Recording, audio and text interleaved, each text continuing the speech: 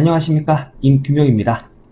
우리 저번 시간에는 직류기의 전기자 반작용을 배워봤죠. 오늘은 동기 발전기의 전기자 반작용을 배워보도록 하겠습니다. 우선 동기 발전기의 전기자 반작용은 횡축 반작용과 직축 반작용으로 나눠지고요. 횡축 반작용은 교차 자화 작용이라고도 부릅니다.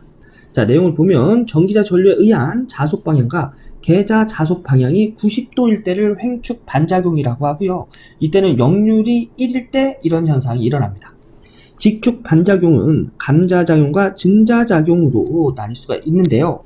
감자작용은 전기자 전류에 의한 자속 방향과 계자 자속 방향이 반대일 때, 이때는 부하가 뒤진 역률이나 뒤진 전류일 때, 그때 감자작용이 일어납니다. 그리고 증자작용, 전기자 전류에 의한 자속 방향과 계자 자속 방향이 같을 때, 부하가 앞선 역률이나 앞선 전류일 때 증자작용이 일어납니다. 여기까지는 그냥 내용이고요. 우리 암기해야 되겠죠. 암기는 어떤 식으로 해야 되는지 지금부터 보여드릴게요. 동기기에서는 주 자속을 일으키는 계자가 회전을 하죠. 계자가 이런 방향으로 회전을 할 때 딱 이 시점에서 회전을 하고 있어요. 근데 딱 이 시점에서 전기를 만들어내는 코일의 전류가 이 위쪽이 화면 밖으로 나오는 방향, 그리고 이 아래쪽이 화면 안으로 들어가는 방향으로 전압이 유기되고 전류가 흐른다고 할 때, 이때 자속이 발생되는 것을 한번 보겠습니다. 우선 전기자가 만들어내는 자속을 볼까요? 이 점은 화면에서 나오는 방향이에요. 그러면은 오른나사 법칙에 의해서 자속은 이렇게 발생이 되겠죠. 이쪽도 이렇게 발생이 될 겁니다.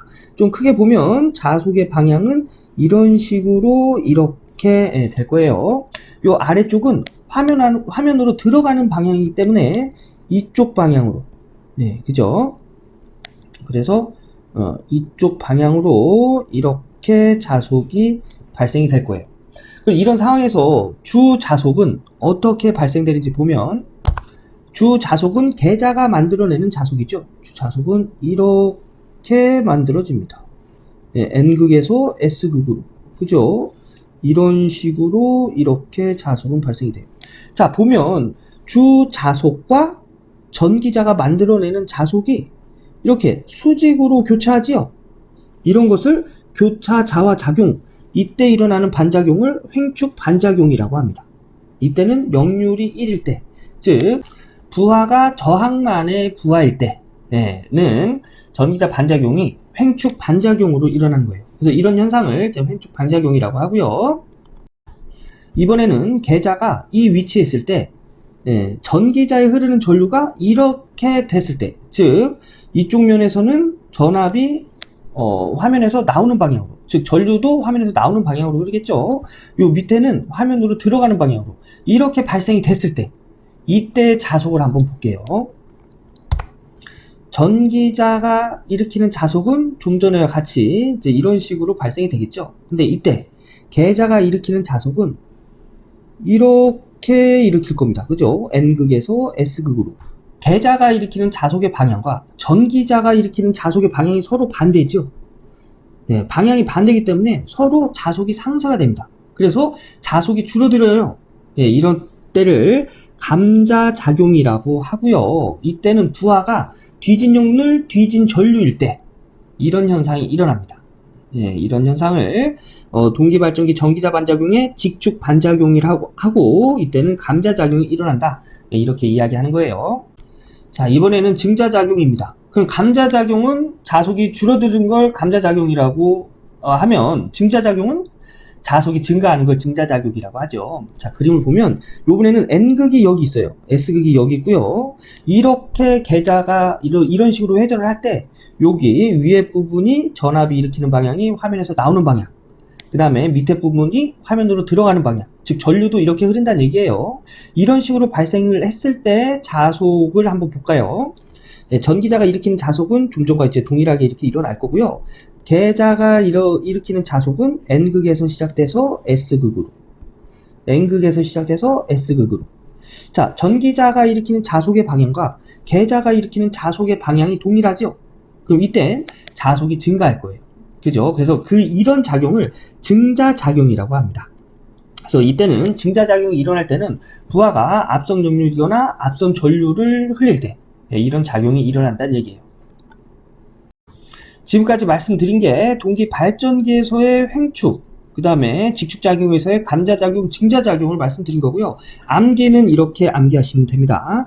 동기 발전기는 횡축, 직축, 반작용이 있는데 횡축 반작용일 경우에는 역률이 1일 때 일어나고요. 감자작용이 일어날 때는 부하의 역률이 뒤진 역률 또는 뒤진 전류가 흐를 때 감자작용이 일어나고요. 증자작용이 일어날 때는 앞선 역률 또는 앞선 전류가 흐를 때 증자작용이 일어난다는 거. 이렇게만 암기해 주세요. 이건 동기 발전기에서의 전기자 반작용입니다. 동기 전동기는 반대예요. 어떻게 반대냐면 동기 전동기에서 횡축은 역률이 1인 건 동일합니다. 하지만 전동기에서는 앞선 역률, 앞선 전류가 흐를 때 감자작용이 일어나고요. 뒤진 역률, 뒤진 전류가 흐를 때 증자작용이 일어납니다.